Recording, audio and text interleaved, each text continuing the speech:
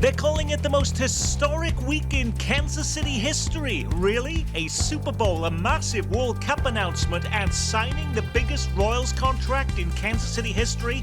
Plus, the mayor delivers his State of the City address. And before hopping on a plane for Vegas, Missouri Governor Mike Parson heads to the border, promising hundreds of National Guard troops. We'll send Highway Patrol down. We'll send resources, whatever he needs. Those stories and the rest of the week's news straight ahead. Week in Review is made possible through the generous support of AARP Kansas City, RSM, Dave and Jamie Cummings, Bob and Marlise Gorley, the Courtney S. Turner Charitable Trust, John H. Mize and Bank of America N.A., co-trustees, the restaurant at 1900, and by viewers like you. Thank you. Hello and welcome, I'm Nick Haynes. It is being called one of the most significant weeks in Kansas City history. That means we have to up our game with a souped-up panel. Hopping on board the Week in Review bus this week are some of our town's biggest media personalities. We've stolen him, at least temporarily, from the primetime anchor desk at KSHB 41 News. Kevin Holmes is with us. And for the first time in the history of this television station, we have 100% of Dana and Parks with us from KMBC Radio. Dana Wright and Scott Parks. In my world, this is like a Super Bowl. And you even dressed up for the occasion, Scott. This is incredibly... I haven't seen him in a suit since the last funeral we attended. Really? Wow. Okay, we are very honoured. Very honoured. And writing more stories in the Star this week than he did when he worked there full-time, Dave Helling is here to really ooze perspective, history and context to our discussion. By the way, Dana Wright said we all need to be wearing red today so we don't look like, quote, weirdos. So what's your excuse, Dave? I'm a weirdo. That's my only excuse. I've always been a weirdo. I'm wearing gold. That's good enough. All righty. Now, one of the biggest challenges for me is how do you tackle the big issues in the news when the only thing people seem to want to talk about is a little game going on in Las Vegas?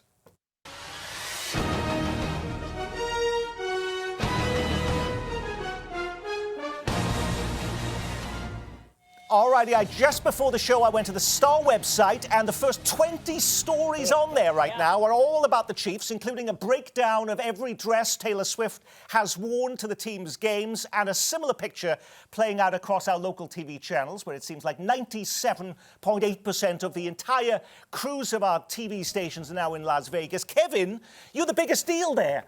You're the main anchor on 41, and they didn't send you? I think they were afraid I'd hit the slots and the crap machines too hard, you know. They actually have to get some work done in Las Vegas, so they kept me behind. You get to go, though, don't you, Dana? Right after the show, you're going to be heading on a plane. Yeah, out of all of my esteemed colleagues and work husbands seated at this table, I am the only one getting on a plane on Friday. All expenses paid by the radio station, thousands and thousands of dollars. I even brought, I want to show you this, Team Taylor. I brought a little flag. And then for the first time in the history of Kansas City Public Television, look at my Taylor Swift mug that says, LFG. Can I say that on KCPT? No, we'll be blacking that out prior to when this goes. I'm so excited. And Scott has to do all the work when you're gone. Yeah, he does. But Scott, you know, we've had every single story about cookies. We've had every story about decorations. We know that Rally House is selling out of every Chiefs shirt imaginable. We've had all those stories. Other than perhaps what toilet tissue Patrick Mahomes likes to use before games. Have we left anything off the table here? Have we left any stone unturned? No, I don't think so. It's Charmin Super Salt. That's his favorite toilet paper. But thanks for the insight on that. You're welcome. This town is intoxicated with Super Bowl fever, and I saw the Chiron just a minute ago. What an incredible time to live in this town.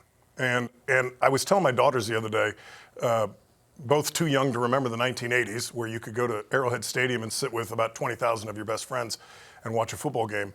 I said, remember this time. Write it down, because it won't always be like this, and it certainly wasn't always like this. But the biggest week in history in Kansas City, we've seen some of those stories even in the Star this week. Well, yes, in part because it's not just the Super Bowl, of course. We're going to talk a little bit about the Royals' big announcement this week, and another big announcement we now expect in the next couple of days. You have the soccer tournament World Cup agreement to come to Kansas City, and we know a few more details about that. You put all of that together, Nick, and by the way, in February when it's cold and miserable and there's not a lot of stuff to do, that's the recipe for a lot of media attention on these stories. I would remind my friend Kevin that there is a slot machine availability in Kansas City and crab table in Kansas City. So if you want to gamble, head down to the riverfront. You can go from there. I would also say that the economic impact cannot be overstated. I think we had one listener, and I don't know who that person was or why they were having such a bad day, call in and say that they've never really shown that sports teams have a big economic impact for the money that is spent on the upgrades in the stadiums. You have to also understand the hidden sort of incalculable benefits that we're all getting from this, where all these people in Germany right now, because of soccer, are rooting for the Chiefs, the Taylor Swift effect, the people that are now looking at Kansas City to come, live, spend their money, work. We're on all these top 10 lists of best places to live. How do you put a figure on that? And I don't think you can. Well, certainly John Sherman has, and it's $2 billion. So we're talking about, giving a lot of money in tax revenue to help support these teams. Build, baby, build. All right, we're going to talk a little bit more of that on the program too. If the Chiefs win, by the way, on Sunday, some of our Metro's biggest school districts have already announced there will be no school on Wednesday. Mayor Quinton Lucas says they're planning the largest victory parade in city history on Valentine's Day. Now, I know kids will be happy to get the day off, as will many area workers. But florists are freaking out, Kevin. This is the busiest business day of the year. Other than the 49ers, are they going to be the biggest losers? I don't think so. If the Chiefs win? I don't think so. I just think things will be delayed, or you may get your bouquet of flowers a little earlier. They're asking folks to kind of move that delivery to February 13th, which makes sense. That area where the parade will be, it'll close early in the morning, so it's hard to make those 4 a.m., 5 a.m. deliveries, so you have to be patient. If you're going to get your delivery on Valentine's Day, maybe that night. And you know a lot about these parades, because if the Chiefs win, you are having to have one of the busiest days of your life, because I think you mentioned before the show, this is a 15-hour day. You have to talk about everything that's happening there. Oh, yeah, bright and early. This is the only time I remember 5 o'clock rolls around twice. We'll be there around 5 a.m., and we'll be there throughout the parade, which should end sometime in the afternoon, then deliver the evening news to you with a smile. Scott. I was just going to say, you mentioned the florist, and Dana and I didn't know this until a couple of weeks ago. We were talking about the possibility of a parade on Valentine's Day. And a gal who works in the floral business said, you have to remember, 2 of the largest distributors of flowers in Kansas City are located downtown. And it would be impossible for them to go and get those flowers when downtown is shut down, when the parade is going on. I think they will be impacted. To Kevin's point, though, order early or have them delivered late. Are you getting callers saying in, we've already got learning loss on both sides of state line, and now these school districts want to take another day off? But I do think the parents are grateful that they got a little bit of early notice. I have a friend who has an elementary age child, and she said, I work, I'm a single mom, I have to have notice, so I applaud the city for saying, look, we're going to call school now, we're going to parade things in place now, but please buy your flowers early, and then go support the local businesses downtown a couple of nights later. Now, to be fair, too, when it comes to florists, us men, we are last minute. So as soon as the parade is over, a lot of folks may walk up to the florist and buy their flowers. That really may happen. And in terms of the schools, there's a district that's going to have a makeup day April 29th. In addition to that, some of them have already built-in snow days, so they may burn this as such. So all hope isn't lost for our future. Thank you for the context on that, Kevin. That's why you're on this show. A huge victory parade will capture lots of amazing footage that can be used in campaign commercials ahead of that April 2nd stadium tax election. Did the Royals also find something else to sweeten voters with this week? It's a story being talked about nationally after years of complaints that the Royals aren't investing enough in a competitive team on the field. Team owner John Sherman announces the biggest deal in Royals history, a $288 million contract for Bobby Witt Jr., easily the longest and richest contract in club history. Dave Helling, is it cynical to believe this is about blunting one of the biggest complaints about the Royals? They simply can't compete. Not cynical at all. In fact, I think that there was a conscious decision to try and wrap this up and get positive headlines about the team before going to the electorate. One player, though, doesn't make a competitive team, though, Kevin. But you have to spend money to make it, and he is the centerpiece of something that could be exciting and even just just something you can stomach to watch. You know, this team is third worst in attendance. You have somebody like this who was, second in the league last year or led the league in triples, batted 30 home runs, 97 RBIs. This brother could be the centerpiece, another generational talent. The argument, Kevin, as always, as you know, was why should we give money to the Royals when the Royals won't invest their own money in their team? And this is the counter argument. We are investing in the team. Now you invest in us. And it's pretty smart political strategy. I think it was the Queen Scott, wasn't it, that said scared money don't make money. That's right. Scared Is that money right, doesn't Nick? make money. It sounds about right. I can imagine her saying that.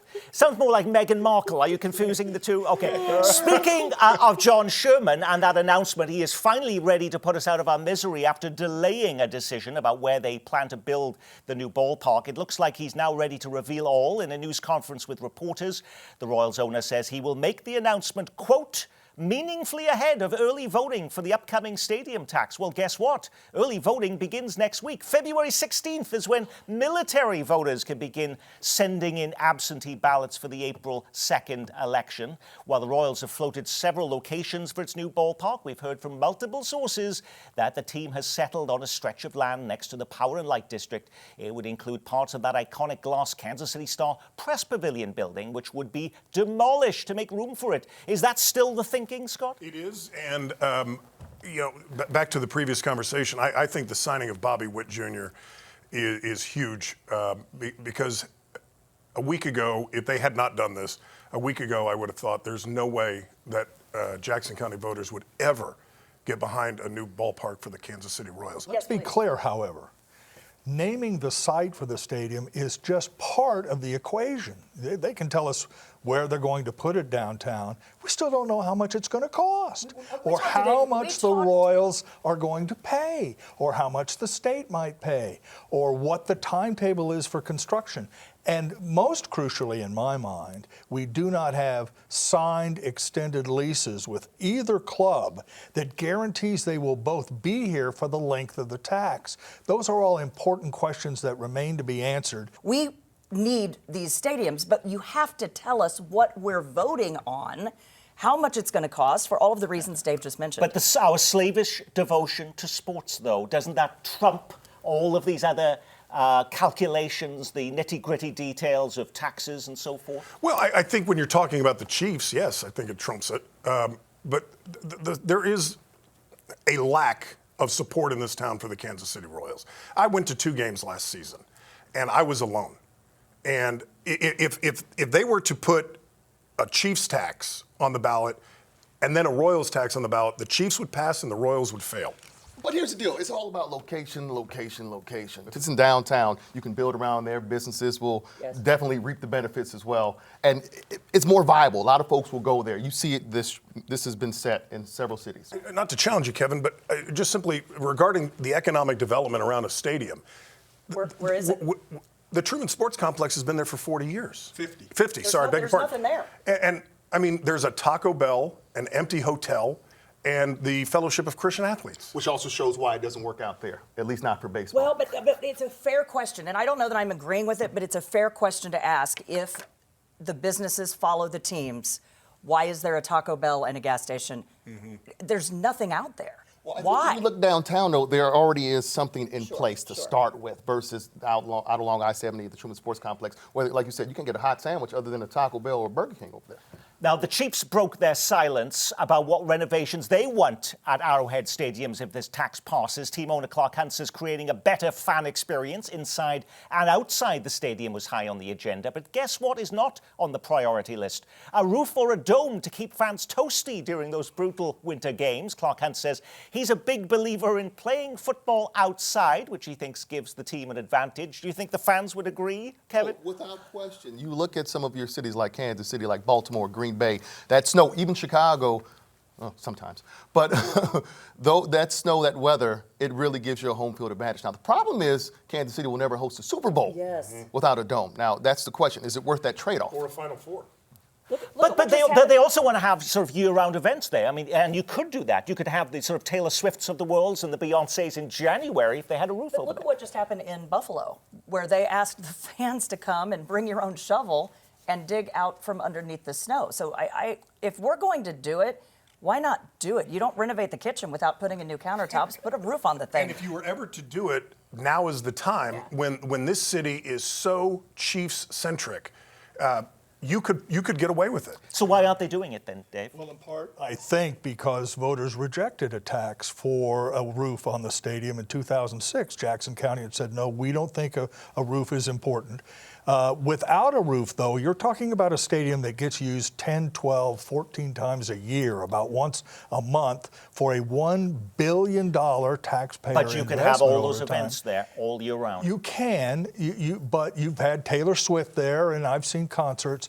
But by and large, it's, you use it roughly once a month during the year. That's a lot of money. That's why it was surprising to me that Clark Hunt said the roof is pretty much off the table.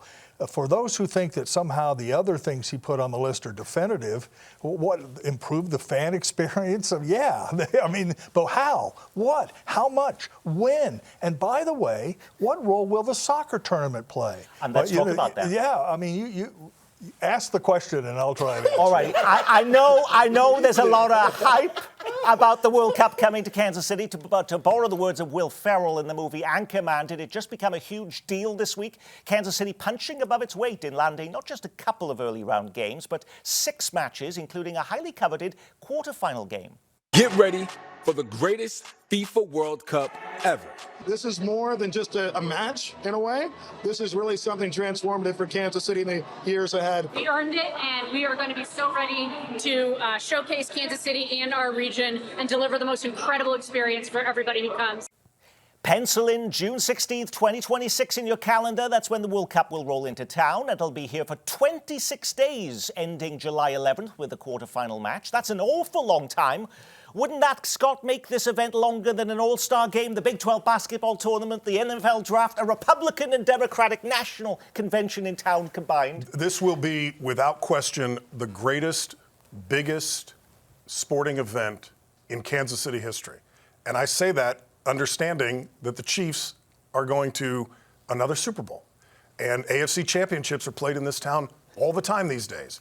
This is huge. For us to get a knockout round game and a quarterfinal is incredible for Kansas City. And they beat out bigger cities like Houston and Philadelphia to get that quarter-final matchup. One of the big issues, of course, in this has been trying to get money from state legislatures, including Kansas ones, who have balked at spending any money in Missouri. The host committee wants $32 million from Kansas. The fact that they're getting all of those games, including a quarter-final match, does that make it easier to get that cash now, Dave? Well, it makes it more important to get it. Okay. Whether that argument sways any legislative votes, I don't know. They're counting on $75 million or so from the state of Missouri. We haven't seen any check written for that yet. The games are 28 months away. There has to be major renovation at the Truman Sports Complex to play soccer. We still don't know where that money is coming from. It's just an amazing amount of blank spaces on the canvas right now.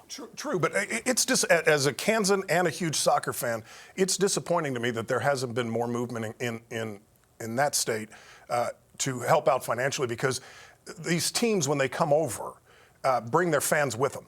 And it's very likely any of the teams that are going to be playing, well, let me rephrase this, they're going to have to set up a base camp. And it's highly likely that those base camps for the teams that decide to put their base in Kansas City are going to be in Kansas. And there is going to be an economic impact, because these fans will come and they will stay. Yeah. And they will follow their team wherever they go. Just quickly, I don't disagree with that at all, Scott. But again, economic impact is an esoteric term for a lot of taxpayers. If you're in Russell, Kansas, and you say, hey, the World Cup is going to have a big impact in Johnson County, that doesn't sway a lot of people in Russell, Kansas to call their House member or senator and say, hey, vote for this. The same thing in Cape Girardeau. What if or the Motel St. 6 in Russell, Kansas was to be able to get some Ecuadorian soccer fans if the team plays here? It's a mere 7-hour trip to Russell. There's going to be hotels filled all the way to Oklahoma for this. I mean, it's not just the state of Kansas or the state of Missouri. This is huge for the entire region I don't here. disagree with that. I'm just saying that most people don't see it that way. They have an emotional connection to Bobby Witt Jr. or the Chiefs in the Super Bowl, and that's why they vote yes.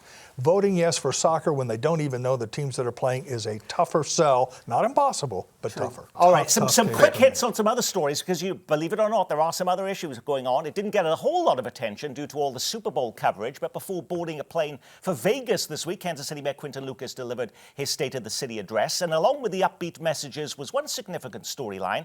After being criticized for withholding police funding during his first term, Lucas is now calling for a 30% pay raise for police officers. If that was so important to him, Dave, why didn't he propose that 4 years ago when homicides were starting to climb? I don't know. That's a very good question, Nick Haynes. You'll need to get the mayor on to answer it. My guess is that he understands now, or believes now, rightly or wrongly, that the big hole in the great Kansas City Renaissance story is its violent crime problem, and this is an attempt to meet it. Was there ever a worse time to have a State of the City in this town? No one saw it, no one watched it, no one read about it, we didn't talk about it. And I could and barely it's find any important. video of it. The funding for the police department is critically important coming off of our record homicides that we saw last year. I think he needs to re-deliver that address, maybe after the Super Bowl things die down. It's important that we talk about this stuff. No one is talking about it. That is true. That is true. But crime is top of mind. Staffing is even better. I mean, we've lost, 300 officers in the last year and a half? Yep. I don't know if throwing money at the problem will fix that. On a note of personal privilege, my youngest son is a member of the Missouri National Guard. Could he be heading to the Mexican border soon? Before Missouri Governor Mike Parson hopped on a plane for the Super Bowl, he flew down to the border to join Texas Governor Greg Abbott in a solidarity mission aimed at fixing what he calls an out-of-control migrant crisis. Parson says he's spending the week figuring out how many troops to send. We've had the National Guard down here for some time. We'll continue to send more. We'll send Highway Patrol down. We'll send resources, whatever he needs. Now, while leading Democrats in the Missouri legislature blasted Parson, is he capturing the mood of voters? A new poll conducted by Harvard University and the Harris Polling Company finds immigration is now the top issue on voters' minds, tracking Scott ahead of price increases and inflation. Well, it's certainly the top issue for Republican voters, no question about it. And immigration is going to be, I predict, leading up to November, probably the leading issue. But Republicans, it's theater. Sending 250 National Guard troops down to a 2,000-mile border, I don't know what that's going to do. He says spending money on preventing migrants from entering the country at the border will be cheaper in the long run, pointing to the hundreds of millions of dollars some northern states, think about New York and Chicago, are spending on housing and providing services to migrants. Both sides of the aisle will argue that this is a huge deal, but they will argue until after November. Right. This is going to get them through the general election, and then hopefully we'll make some legislation. But I can't even bank on that. We haven't had any meaningful legislation in over 30 years. And if you live in Kansas thinking that's a Missouri issue, there is a big push this week in the Kansas legislature to force Kansas Governor Laura Kelly to send troops to the border, too. Well, illegal immigration, or immigration generally, is a much bigger issue actually in Kansas than it is in Missouri, in part because immigrant labor is used extensively in the western part of the state for meat packing and other jobs. Governor Parson went there to take videos of himself at the border and publish those videos. That was the reason for that trip. When you put a program like this together every week, you can't get to every story, grabbing the headlines. What was the big local story we missed? With emergency funding for Ukraine stalled in Congress, a new charm offensive now underway. This week, the Ukrainian ambassador in Kansas City meeting with political and business leaders in an effort to shore up support for the war-torn nation. A leadership change in Wyandotte County, at least temporarily. Mayor Tyrone Garner on indefinite medical leave. A Kansas City police officer hospitalized after being attacked and placed in a headlock by a student at Southeast High School. Black ministers want answers from the KCPD after a black woman was wrestled to the ground by officers and called an animal.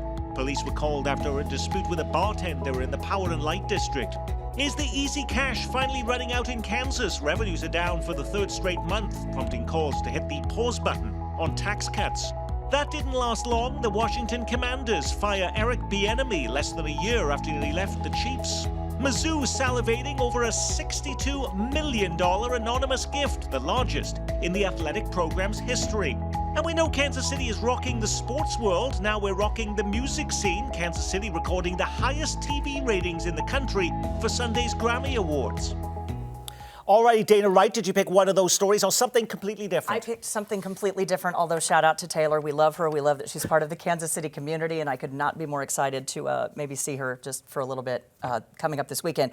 At time of taping, the Independence Avenue Bridge hasn't been struck again, but the curtain that they spent thousands of dollars to put up to prevent truckers from crashing into the bridge was destroyed this morning, Nick.